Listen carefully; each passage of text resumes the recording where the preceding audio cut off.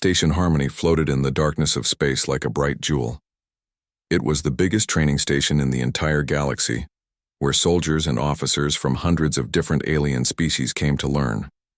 The station was huge, with living areas, training rooms, and special zones for different kinds of alien life. One of these zones was the biodome, a massive garden area filled with plants and animals from dangerous worlds. Commander Vrixtal stood in the security office, staring at a screen. He was tall, covered in purple scales that changed color with his mood. Right now, his scales showed a worried gray color. He had watched the same video 3 times already, and it still made no sense. On the screen, a young human woman walked through the biodome. Her name was Lauren Hayes, and she was 22 years old. She wore the standard uniform of a cadet, her dark hair pulled back neatly. She looked completely normal. The problem was the 3 creatures following behind her. The creatures were Kravith cubs. Even though they were young, each one weighed about 200 pounds. They had 6 legs, sharp claws that could cut through metal, and teeth designed for tearing meat. Adult Kravith stood 12 feet tall and were among the most dangerous predators in the known galaxy. Nobody had ever tamed them. Nobody had even gotten close to them without being attacked. These creatures came from a world so deadly that most species refused to go there. Yet here they were, walking calmly behind a human cadet, like she was their mother. Security Chief Dorvac sat next to the commander. He had 4 arms and clicked his claws nervously on the desk. His species, the Quellan, were famous warriors, but even they feared the Kravith. "This is the 4th time this week," Dorvac said. His voice came through a translator device, making his words sound flat and emotionless. "Every time these cubs escape their cage, we find them near the human. Always her, never anyone else." Lieutenant Vera Quinn, another human officer, leaned forward to look at the screen. "Has she been feeding them? Maybe giving them treats?" "No," Dorvac replied. "We checked everything. All food is monitored. She has not taken anything to them. We searched her room. We found nothing." Commander Vrixtal drummed his fingers on the desk. "We need to talk to her. Bring Cadet Hayes here now." An hour later, Lauren sat in the security office. She looked calm and relaxed, even though she knew she was in trouble. The 3 cubs had been caught again and forced back into their habitat. It had taken 6 security officers and special equipment to do it. "Cadet Hayes," Commander Vrixtal began. His voice was deep and serious. "Do you understand how dangerous this situation is? Those Kravith cubs are marked as extreme hazard level. If they get out and hurt someone, it will be a disaster. People could die." Lauren nodded. "Yes, sir, I understand." "Then explain to me why they keep following you. What are you doing to attract them?" Lauren was quiet for a moment. She seemed to be thinking carefully about her answer. "With respect, Commander, they are not following me." The room went silent. Dorvac's 4 arms crossed over his chest at the same time. "The video shows them walking behind you. That is following." "The video shows them walking behind me," Lauren said slowly. "But that does not mean they are following me. There is a difference." Vera Quinn stepped closer. "Lauren, I am human too. You can be honest with us. What is really happening?" Lauren sighed and ran her hand through her hair. "It will sound strange. Everything about this situation is strange," Vrixtal said. "Please continue." "All right," Lauren said. "They are not following me. They are herding me." Nobody spoke. The 3 officers just stared at her. Dorvac was the first to respond. "Herding? That makes no sense at all. Kravith are ambush hunters. They hide and attack. They do not herd anything. They do not work in packs." "Not naturally, no," Lauren agreed. "But you are thinking about it wrong. You think predators follow prey. They do not. But predators absolutely herd prey. They push prey toward a place where they can attack more easily." Vera's eyes went wide. "Oh, she is right." Vrixtal's scales changed to a confused orange color. "Explain this better." Lauren pulled out her datapad and showed them a video from Earth. It showed large cats with golden fur hunting grass-eating animals. "These are called lions. They are predators from my homeworld. When they hunt, they do not just chase and grab. They plan. Some lions hide in the grass at a good spot. Other lions show themselves to the prey and scare them. The prey runs right into the trap. The aliens watched the video with great interest. The hunting pattern was clear and intelligent. The cubs think I am prey, Lauren continued. But I am prey that does not run. That confuses them. Their instinct tells them to push me toward a kill zone, but I keep not running. I do not panic. So they keep trying different things. Dorvac clicked his mandibles together, a sign of deep thought in his species. But why you? There are 73 other humans on this station. There are 800 total personnel. Why do the cubs never try this with anyone else? Because I do not act afraid, Lauren said. Everyone else on this station treats the cubs like monsters. When people see the cubs, their bodies change. Their hearts beat faster. They release fear chemicals that the cubs can smell. They make themselves bigger or smaller. They show fear or they show aggression. The cubs can sense all of that. She stood up to explain better. I grew up on a ranch in Montana, on Earth. We raised cattle, but we also had wild animals around us all the time. Wolves, bears, mountain lions. My father taught me from when I was very small that if you meet a predator, you do not run. You do not fight unless you have no choice. You just stay calm. You respect them, but you do not act like prey, and you do not act like a rival. Vera nodded slowly. You treat them like they are just animals doing normal animal things, not monsters to be scared of. Exactly, Lauren said. To me, they are just cubs. Yes, they are dangerous, but they are not evil. They are not trying to be mean. They are just young predators learning how to hunt. When I see them, my heart does not race. I do not flood the air with fear smells. I am just calm and neutral. Vrixtal looked at his datapad, checking readings. Interesting. According to these numbers, your heart rate when you see the cubs is 68 beats per minute. When Security Chief Dorvac went into their habitat yesterday, his heart rate went to 140 beats per cycle. Dorvac's translator somehow managed to sound offended. Those cubs weigh 200 pounds each and have claws that can rip apart a battle robot. Being afraid is the correct response. I am not saying you are wrong to be afraid, Lauren said carefully. I am just saying that my calmness creates a puzzle for them. They know I am the right size for food. They know I am slower than their normal prey, but I do not act the right way, so they try to herd me to test me to figure out what I am. Lieutenant Quinn pulled up the video again on the big screen. She watched it more carefully this time, looking at the details. Look at this. Every time she changes direction, the cubs change their position. They are trying to push her toward the corner of the biodome. That area has those big plants that create a narrow space. A perfect ambush point, Vrixtal said quietly. But I never go there, Lauren pointed out. I walk my own path. After a while, they give up and walk away. That is why you always find them near me, but they never attack. They are testing an idea that keeps not working. Dorvac leaned back in his chair. All four of his arms spread out in a gesture that showed complete confusion. In all my years of security work across 18 different species and dozens of stations, I have never seen anything like this. You are telling me these deadly predator cubs keep escaping and appearing near you because you are boring to them? Lauren actually laughed. I guess that is one way to say it, yes. Commander Vrixtal's scales changed to a thoughtful silver color. Cadet Hayes, your explanation is very interesting. But we need more than just words. We need proof. If what you say is true, you should be able to show us this behavior under safe conditions. Lauren hesitated. Sir, I am not sure that is a good idea. Just because they have not attacked me does not mean they cannot. They are still wild animals. They are still very dangerous. I understand your concern, the commander said. But we must understand this behavior better. The Kraveth are listed as a hostile species. Their homeworld is forbidden to almost everyone. Only the most heavily armed military teams can go there. If humans have some natural way to deal with them, this could change everything. This could affect how we approach dozens of other predator species in the galaxy. Vera stepped forward. Lauren, you would not be alone. We would have full security ready. Stun weapons ready to fire. Emergency systems active.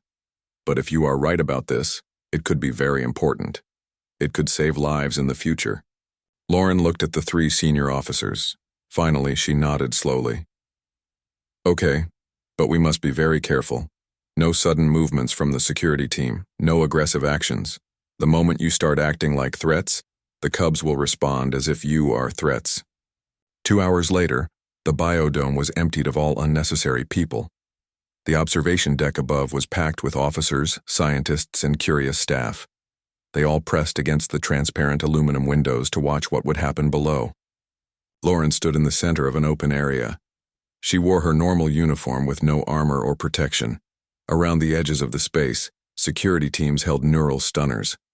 Their hands were steady, but their bodies were tense with fear. "This is a bad idea," Dorvac muttered from the observation deck. "If those Cubs decide to attack, even our stunners will take several seconds to work. The Cadet might not have those seconds." "Look at her stance," Vrixtal said. "Her body is open and relaxed. Her shoulders are not tight. Her breathing is even. She practices what she told us." Below, Lauren's communication device crackled. "Cadet Hayes, we are opening the door now. Are you ready?" "As ready as I can be," she replied. The door at the far end of the biodome opened with a loud hiss. For a moment, nothing happened. Then the three Kravith Cubs came out one by one. They were each about 4 feet tall at the shoulder. Their dark blue fur covered thick muscles. They had 6 eyes arranged in pairs along their heads. Those eyes reflected the light and looked very intelligent. The observation deck became completely silent. Everyone watched as the Cubs saw Lauren. Their small ears turned forward. Their thick tails began to sway back and forth slowly. "They have identified her as a possible target," whispered Dr. Keln, the station's animal expert. "They are showing hunting interest." The Cubs began to move. They did not move together like a pack. Instead, they spread out. One Cub moved to Lauren's left side. Another moved to her right side. The third began walking in a wide circle to get behind her. Dorvac's hands gripped his weapons controls tightly. "They are using a standard Kravith hunting pattern, 3-point surrounding technique. They are about to attack." Lauren just stood still. She did not follow the Cubs with her eyes. She did not turn around to keep watching them. She just stood there with her hands loose at her sides, breathing normally. "Her heart rate is 65 beats per minute," said the medical officer, watching her body signals. "She is actually more relaxed now than she was in the security office." The Cub behind her came closer. Its 6 legs moved with smooth grace. 10 feet away, then 5 feet. The security teams tracked it with their weapons ready to fire. Lauren did not turn around. The Cub stopped. It tilted its head in a way that looked almost curious. Then it made a sound, a low rumbling chirp that the audio sensors picked up clearly. "That is not an attack sound," Dr. Keln said with surprise in her voice. "That is an inquiry call. Cubs make that sound when they find something strange and want their mother to tell them what to do." The other 2 Cubs responded with similar chirping sounds. They came closer too. Now all 3 were close enough to reach Lauren easily. She still did not move. One of the Cubs, the smallest of the 3, walked forward until it was less than 3 feet away. It stretched out its neck and sniffed the air around her. Lauren slowly breathed out, letting her breath carry her scent toward the Cub. The Cub sneezed. It shook its head and sat down on the ground. "Did that really just happen?" Vera asked, amazement clear in her voice. The other 2 Cubs saw their sibling sit down. They seemed to lose interest. One wandered over to look at a flowering plant. The other began grooming itself, using its claws to scratch behind one of its ears. Lauren finally moved. She took one slow step backward, then another. The sitting Cub watched her but did not follow. She took several more steps. She did not turn her back on them, but she also did not stare at them aggressively. The Cubs let her walk away.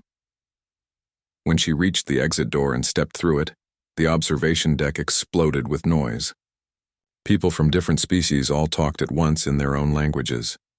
Dorvac's forearms hung at his sides in complete shock. Dr. Keln was writing notes on 3 different data pads at the same time, her hands moving in a blur. Commander Vrixtal's scales had turned a bright, glowing gold. In his species, this color meant a moment of deep understanding and revelation. Contact High Command immediately, he said quietly but firmly. We need to discuss the human presence on this station and in the Galactic Fleet. I believe we have been looking at humans completely wrong. We need to change how we think about them. The room gradually became quiet as everyone realized what the commander meant. The humans were not just another species joining the galactic community. They were something different, something that could stand calm in the face of deadly predators, something that could read animal behavior in ways that other species could not. Lauren stood outside the biodome, her hands shaking slightly now that the demonstration was over. The adrenaline was finally hitting her system. Vera came down from the observation deck and put a hand on her shoulder. "You okay?" Vera asked. "Yeah," Lauren said. "Just realizing how crazy that was. Those cubs could have decided I was food at any moment." "But they did not," Vera said. "And now everyone saw why. Lauren, I think you just changed something important. I think you showed them that humans are more than they thought we were." Lauren looked back at the biodome. Through the window she could see the 3 cubs playing with each other now, wrestling and tumbling like puppies. They looked almost cute. If you ignored the claws and teeth and the fact that they could kill a person in seconds, they are just babies learning about the world, Lauren said softly. I wish everyone could see them that way instead of as monsters. Maybe now they will, Vera said. Maybe now they will. The emergency meeting happened in the main conference room of Station Harmony. The room was big and circular, designed so that many different types of aliens could attend comfortably. Some needed special air to breathe. Some needed different gravity. The room could adjust to all of them. Commander Vrixtal stood at the center platform. His scales were still that bright gold color. Everyone who saw him knew something important had happened. For the record, he began in a formal tone. What we saw today in the biodome was something never seen before. Cadet Lauren Hayes, a human with no special training in alien animals or behavior science, successfully showed a non-threatening interaction with 3 Kravith cubs. These are creatures that until today were thought to be impossible to approach safely. Dr. Keln attended the meeting through a hologram. Her ghostly form floated above one of the seats. "Commander, I have been studying the interaction for the past 4 hours. What I found goes far beyond simple animal handling. This is about how different species think." "Please explain," Vrixtal said. The doctor brought up images showing brain scans. "This is Security Chief Dorvak's brain when he approached the cubs yesterday. See these areas lighting up? Those are his threat assessment centers, his fight-or-flight response, his stress hormone production. This is normal. This is how evolved intelligent beings react to apex predators." She changed the image.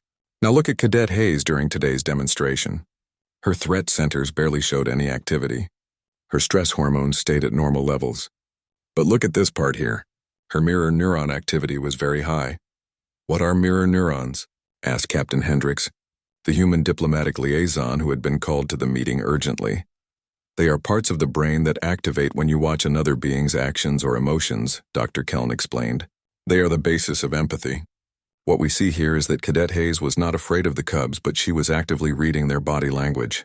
She was understanding their intentions and their emotional state. She was feeling empathy for them even as they were considering her as possible food." Dorvak's mandibles clicked together rapidly, showing his agitation. "Are you saying that humans can feel empathy for creatures that are trying to eat them?" "I am saying," Dr. Keln chose her words carefully, "that humans may have a special brain ability. They can recognize danger and still stay emotionally calm at the same time. It is not that they do not feel fear. It is that they can choose not to act on that fear." Vera Quinn spoke from her seat at the table. "That makes sense with human history. We evolved alongside many apex predators on our homeworld. Not just 1 or 2, but dozens. Lions, tigers, bears, crocodiles, sharks, wolves, and more. We did not survive by being the strongest or the fastest. We survived by being smart enough to understand predator behavior. We survived by being calm enough not to make them attack when we did not have to fight." Captain Hendricks nodded. "I grew up in Alaska, a cold region on Earth. One of the first things children learn there is what to do if you meet a bear. You make yourself look big. You speak in a calm voice. You back away slowly. You do not run because running makes them chase you. You do not fight because you will lose. You just prove that you are not worth the trouble of attacking." "Exactly," Vera said. Lauren did the same thing with the cubs. She was not prey that ran. so their chase instinct never fully turned on. She was not a threat, so their defense instinct did not start. She was just there, a neutral presence in their space. Commander Vrixtal leaned forward on his platform. Dr. Keln, in your professional opinion, is this ability common to all humans? Or is Cadet Hayes special and unusual? The doctor's hologram flickered as she thought. I would need more data to be completely sure. But based on the psychological profiles of the 74 humans currently on this station, I believe this capacity exists in most of them at different levels. Some humans naturally have better emotional control than others, but the basic capability seems to be present across the entire species. That is terrifying, Dorvac said bluntly. Why is it terrifying? Vera asked. Because it means humans have been walking among us, serving on our ships, working on our stations, and none of us knew you could do this. What else do we not know about your species? What other abilities are you hiding? An uncomfortable silence filled the room. Nobody seemed to know what to say. Finally, Captain Hendricks stood up. I think that is the wrong question, Chief. The right question is, why did we not tell you? Everyone looked at the captain. He stood straight, his face serious. We did not tell you because we did not think it was unusual. To us, this is just normal behavior. Every human child learns how to act around dangerous animals. It is basic survival knowledge, like not touching fire or looking both ways before crossing a street. We did not hide it. We just did not know you could not do it too. Brixtel's scales changed to a thoughtful blue color. That is a fair point. We have been assuming that all species see threat the same way we do, but humans evolved in a completely different environment. Your world is classified as a Category 7 death world. That is one of the most hostile environments for complex life in the known galaxy. 12% of Earth's land is desert, Vera added quietly. Another 30% is dense forest full of predators and poisonous creatures. Our oceans have predators that can grow to 60 feet long. Our weather can create storms that destroy entire cities, and yet humans not only survived there, we became the dominant species. We did it not through strength or natural weapons, but through adaptation and understanding. Dr. Keln pulled up another display showing comparison data. I have been reviewing human performance across various stations and ships in the Galactic Fleet. In every case where there has been an encounter with hostile animals or unexpected predator species, human personnel have had much lower injury rates than other species. We thought this was luck or coincidence, but maybe it is actually skill and training. So what do we do with this information? Asked Lieutenant Vorn, a tactical officer. Do we create a new classification for human abilities? Do we restrict their access to dangerous areas? Do we use this capability for military purposes? We do none of those things, Commander Vrixtal said firmly. His voice left no room for argument. We learn from it. Cadet Hayes has shown us that our understanding of threat and danger is based on our own cultures. We have been treating the Kravith cubs as weapons, as hazards that must be locked away. But they are just young creatures learning about their world. If we approached more situations with that understanding, we might find peaceful solutions where we previously only saw conflict. He stood up tall, and his scales began shifting through many colors. In his species, this meant deep emotional complexity and important thoughts. I am recommending that Cadet Hayes be assigned to the xenobiology team as a special consultant. She will help us understand animal behavior better. Furthermore, I am requesting that High Command authorize a full study of human threat perception and response, not to weaponize it, not to create fear of humans, but to learn from it. If humanity can teach us to be calm when facing danger, imagine what else they might teach us about the galaxy. The room erupted in discussion again. Some officers seemed excited by the possibilities. Others seemed worried about the implications. But everyone agreed on one thing. Humans were far more interesting and complex than anyone had previously thought. Lauren Hayes, still in her quarters recovering from the stress of the demonstration, had no idea that her simple ability to stay calm around dangerous animals was about to change galactic politics forever. 3 weeks passed after the demonstration. Station harmony had changed in small but important ways. Lauren Hayes now split her time between her regular cadet training and working with Dr. Keln's xenobiology team. The Kravith cubs had become an unexpected teaching tool, instead of just dangerous animals to be locked away. The observation deck above the biodome had been turned into a classroom. Today, a mixed group of cadets and junior officers from 6 different species gathered to watch and learn. Lauren was inside the enclosure again with the cubs, speaking through her communication device so everyone could hear. "The most important thing to understand," she explained, "is that fear is information, not an instruction. When you feel afraid, your body is telling you there might be danger. That is useful information, but it does not automatically mean you should run or fight. You have a choice in how you respond." One of the cubs, the smallest one that Lauren had started calling Scout in her mind, walked toward her with that curious head-tilted movement. Lauren slowly crouched down, making herself smaller and less threatening. "Notice that I'm not looking directly into his eyes. In many Earth predator species, direct eye contact is a challenge. It is saying you want to fight, but I am not ignoring them either. I keep them in my side vision. I stay aware without being aggressive."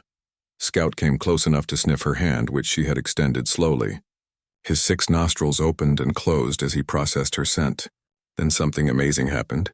The cub gently bumped his head against her palm. "Oh," Lauren breathed softly, surprised. "That is new. Cadet Hayes." Dr. Keln's voice came through urgently from the observation deck. "That is an affiliation gesture. Cubs do that with their mothers and siblings. He is treating you as part of his social group. He trusts you." Lauren stayed very still as Scout bumped her hand again. Then he turned and walked away, flopping down in a sunny spot to take a nap. The other 2 cubs watched this interaction and seemed to accept it with the bored attitude of teenagers who had seen it all before. When Lauren left the enclosure, she found Commander Vrixtal waiting for her. 2 other officers stood with him, wearing uniforms she did not recognize. The insignia on their clothes marked them as High Command, the highest levels of the Galactic Fleet. "Cadet Hayes," Vrixtal said in a formal voice. "This is Admiral Kelrick and Ambassador Thune. They have traveled from Central Command to discuss your work and findings." Admiral Kelrick was massive, a member of the Drakthar species known for their military strength. He looked at Lauren with all 3 of his eyes. "Cadet, I have read all the reports. Honestly, I found them hard to believe, but I just watched that interaction with my own eyes. I am forced to reconsider our entire approach to classifying hostile animal species." Ambassador Thune was made of living crystal that reflected light in beautiful patterns. When she spoke, it sounded like distant bells. Her translator turned it into words. "Your species presents an interesting puzzle. Cadet Hayes, you come from one of the most dangerous worlds we have ever found, yet you seem to have an almost peaceful approach to danger." Lauren looked at Commander Vrixtal, unsure how to talk to such high-ranking officers. He gave her an encouraging nod. "I think, Ambassador, it is because danger was normal for us. Earth is not a safe place. It never has been. Humans learned thousands of years ago that you cannot fight every threat, and you cannot run from every danger. Sometimes you have to just exist alongside it. You learn to understand it and respect it. But that requires amazing emotional control," Admiral Kelrick said, his deep voice rumbling. "My species is famous for being fearless in combat. But what you describe is not fearlessness. It is something more sophisticated, something harder to achieve." "It is acceptance," Lauren said simply. "I am not unafraid of those cubs. I know they could hurt me badly if they wanted to. But I also know that my fear does not change what they are. They are just cubs. They are curious. They are learning. They are trying to figure out their place in the world. Being scared does not make them less dangerous, but being calm does make me less interesting as a target." Captain Hendricks, who had been listening from the side, stepped forward. "If I may speak, Admiral, I think what humanity learned from Earth is that survival is not about controlling your environment or running away from it. It is about finding your place in it. We lived alongside lions and wolves for thousands of years. We learned their patterns. We respected their territories. We found ways to coexist. When we could not coexist, we fought. But that was always the last choice, not the first response." Ambassador Thune's crystal form glowed with warm orange light. "This is exactly why we are here, Captain. The Galactic Council has encountered a situation. We believe humanity's unique perspective may be valuable in solving it." Admiral Kelrick activated a holographic display that showed a star system. 3 months ago, we made first contact with a species called the Vargash. They have advanced technology. They have space travel. But by all normal measurements, they are extremely hostile. They have rejected all our attempts at diplomacy. They destroyed 2 of our probe ships. They have established a defensive barrier around their home system that we cannot cross without major casualties. What makes them hostile? Lauren asked, studying the hologram carefully. They attack anything that enters their space, the Admiral replied. No communication. No negotiation. Just immediate aggression. Have they ever left their system to attack anyone? Vera Quinn asked. She had joined the group to listen. The ambassador's light changed to a thoughtful blue. No, they stay entirely within their own territory. But their aggression toward any intrusion is total and immediate. Lauren looked at the hologram, then back at the biodome where the Kravith cubs were playing together, wrestling and tumbling. Admiral, with respect, they do not sound hostile. They sound defensive. Explain the difference, Commander Vrixtal said. His scales brightened with interest. A hostile creature attacks without being provoked, seeks out conflict. It tries to expand its territory through aggression. A defensive creature protects its territory, its young, its resources. The Vargash have not left their system. They have not chased your ships. They are not raiders or conquerors. They are guards protecting something. Guards protecting what? The Admiral asked. I do not know, Lauren admitted. But maybe the question is not how to defeat them or avoid them. Maybe the question is how to show them we are not a threat to whatever they are protecting. Ambassador Thune made a sound like wind chimes, which her translator rendered as approval. That is exactly the conclusion we reached, Cadet. Which is why we came here. High Command is putting together a new first contact team. We want humans on that team. Your species has proven ability to stay calm under pressure. You can read predatory behavior. You can establish a non-threatening presence. These skills may be exactly what we need. You want us to treat intelligent spacefaring aliens the way we treat wild animals? Vera said, sounding somewhat shocked. We want you to bring your perspective, the Admiral corrected her. Every other species in the Galactic Fleet sees the Vargash as a military problem, something to be solved through force or avoidance. Humanity might see them as a species to be understood. That difference in viewpoint could mean the difference between war and peace. Lauren looked at Commander Vrixtal again. Sir, I am just a cadet. I'm not a diplomat. I am not a first contact specialist. I just grew up on a farm with animals. No, Vrixtal agreed. His scales were now a warm, encouraging green. But you are a human who understands that not everything dangerous is an enemy. Not everything strange is a threat. That understanding might be exactly what we need to prevent a war. Over the next several days, Lauren found herself pulled into meetings, briefings, and planning sessions. The first contact team was being assembled with great care. Along with Lauren and Captain Hendricks, 2 other humans were chosen. Dr. Ryan Cole was a xenoanthropologist who studied alien cultures. Lieutenant Megan Torres was a communications specialist who spoke 14 different languages. They were joined by representatives from 6 other alien species. Each one was chosen not for their fighting skills, but for their diplomatic abilities and open minds. Commander Vrixtal himself volunteered to lead the mission. This surprised many people, but High Command approved his request. On the final day before departure, Lauren returned to the biodome one last time. The 3 Kravith cubs had grown noticeably in the weeks she had been working with them. Scout, the smallest, now weighed almost 250 pounds of solid muscle. When she entered their space, all 3 cubs noticed her immediately, but they did not show the uncertain testing behavior from weeks ago. They simply walked over calmly. Scout bumped his head against her side in greeting. The other 2 settled down nearby, comfortable with her presence in their territory. Dr. Keln watched from the observation deck, recording data. This is remarkable. They have fully accepted her as a non-threat. If their mother were here, I believe they would show Lauren the same calm acceptance. This has never happened before with any species except their own kind. Will they be okay? Lauren asked through the communication device. When I leave, I mean. Will they miss me or be confused? They will be fine, Dr. Keln assured her. We have learned so much from watching you interact with them. Other staff members are already having more positive interactions now. They understand that the cubs are not monsters to be feared. They are just young predators who deserve respect and understanding. That evening, the first contact team gathered in the shuttle bay. Their ship was called the Pathfinder. It was a diplomatic vessel, designed to be fast but only lightly armed. The crew numbered 35 people and almost a quarter of them were human. This was unusual. Most ships in the Galactic Fleet had only 1 or 2 humans, if any. Admiral Kelrick came to address the team one final time before they left. His massive form stood at attention, and everyone fell silent to listen. You are heading into unknown territory, he said in his deep, commanding voice. "You are going toward a species that has shown nothing but hostility to our presence. But remember this, you are not going as conquerors. You are not even going as beggars asking for permission. You are going as observers, as listeners, as beings willing to understand before making judgments." He turned to look specifically at the human members of the team. "Your species has walked alongside predators. You have stood in the shadow of creatures that could destroy you, and you found ways to coexist.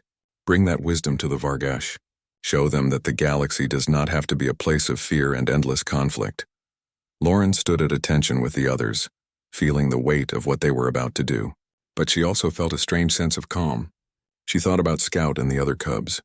She thought about the moment when fear transformed into understanding. "We will do our best, sir," Captain Hendricks said firmly. The Pathfinder lifted off from Station Harmony smoothly. As it rose through the docking bay and into open space, Lauren looked back one final time. Through the transparent aluminum of the biodome section, she could just barely see 3 dark shapes moving in the light. The cubs were playing, young predators who had no idea they had changed the course of galactic history. The security officer had asked why the cubs followed her. She had told them the truth that seemed so simple but changed everything. The cubs did not follow her. They had simply learned, in their own way, that she was neither prey to hunt nor threat to fight. She was just another being existing in the same space, deserving the same respect they would show to any creature who offered them no harm. As the stars stretched into lines and the Pathfinder jumped to faster-than-light travel, Lauren sat in her quarters thinking. She hoped that humanity could teach the galaxy the same lesson her father had taught her on that Montana ranch so many years ago. The lesson was simple but powerful. The space between fear and understanding is not crossed with weapons or walls. It is crossed with patience, respect, and the courage to simply be present without being threatening. The Vargash waited for them somewhere out in the darkness of space. They were defensive and unknown. They had attacked every ship that came near their home. But the Galactic Fleet was not sending warriors this time. They were sending humans who understood that dangerous did not always mean enemy. The journey would take 2 weeks. During that time, the team studied everything known about the Vargash. There was not much information. The species had only been discovered 3 months ago. They were bipedal, meaning they walked on 2 legs like humans. They had technology equal to or better than the Galactic Fleet. Their ships were fast and heavily armed. But they had never pursued anyone who retreated. They had never tried to expand beyond their home system. "Classic defensive behavior," Lauren said during one briefing. "They are protecting something. The question is what?" "Their homeworld has 3 moons," Dr. Cole noted, studying the star charts. "Unusual but not unique. The planet itself is mostly water, with small land masses. Their cities appear to be built both on land and underwater." "Amphibious species?" Vera suggested. "Possibly. Or they simply adapted to their environment. Humans built cities in deserts and on frozen tundra. We go where we need to go." Lieutenant Torres worked on analyzing the few communications the Vargash had sent. Their language is complex. Multiple tones, some outside human hearing range. But there are patterns. Structure, this is not random aggression. They are saying something specific every time they attack. "What are they saying?" Commander Vrixtal asked. "I am still working on it, but I think the translation is something like 'go away.' Danger here. Go away." "They are warning us," Lauren said suddenly. "They are not threatening us. They are warning us. Like a mother bear standing between her cubs and a hiker. She is not attacking because she is evil. She is warning you to leave, because you are too close to something precious." The team looked at each other as this realization sank in. "So the question becomes," Captain Hendricks said slowly, "what are they protecting? What is so precious that they will attack anyone who comes near?" "We will find out," Commander Vrixtal said. "But we will find out carefully. We will find out by listening, not by forcing our way in." 2 weeks later, the Pathfinder dropped out of faster-than-light travel at the edge of Vargash space. Immediately, 3 Vargash ships appeared on sensors, moving to intercept. "Here we go," Vera said quietly. "All weapon systems remain offline," Captain Hendricks ordered. "Keep shields at minimum, just enough to protect against debris. We are not a threat. We need to show that clearly." Lauren stood on the bridge, watching the alien ships approach on the main screen. They were beautiful in a deadly way, sleek and dark with glowing markings along their hulls. They are broadcasting the warning message, Torres reported. Go away, danger here. Go away. Open a channel, Rixtal ordered. Let me speak to them. The channel opened. But there was no response from the Vargash ships except the repeating warning. This is Commander Vrixtal of the Galactic Fleet vessel Pathfinder, he said calmly. We come in peace. We do not wish to threaten or harm. We wish only to understand, to talk, to learn why you warn us away. The Vargas ships came closer, weapons charging but not firing. They are listening, Torres said. The warning message has stopped. Lauren stepped forward. Commander, may I try something? Vrixtal looked at her, then nodded. Proceed, Cadet. Lauren took a deep breath and spoke into the communication system. We hear your warning. We understand you are protecting something important. We are not here to take or harm. We are just here to understand. Like you, we also protect what is precious to us. We respect those who do the same. For a long moment, nothing happened. The Vargas ships held their position. The Pathfinder drifted in space, weapons offline, shields at minimum. Then slowly, one of the Vargas ships began to back away. Then another. They were not retreating in fear. They were giving the Pathfinder space, creating distance without aggression.